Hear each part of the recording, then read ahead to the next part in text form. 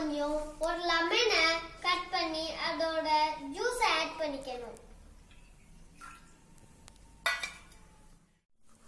இப்போ நம்ம கொஞ்சம் சுகர் ஆட் பண்ணிக்கணும்.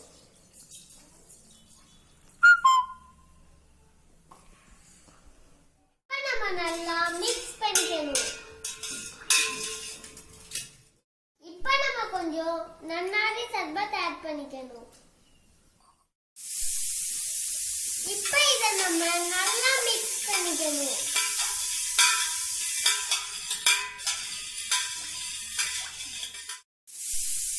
இப்போ நம்மளோட நன்னாரி சர்பத் இப்போ நம்ம இத ஃப்ரிட்ஜ்ல வச்சும் குடிச்சிக்கலாம், ஐஸ் கியூப் போட்டும் குடிச்சிக்கலாம். இப்போ நம்மளோட நன்னாரி சர்பத் ரெடி. இப்போ நம்ம இத டேஸ்ட் பண்ணி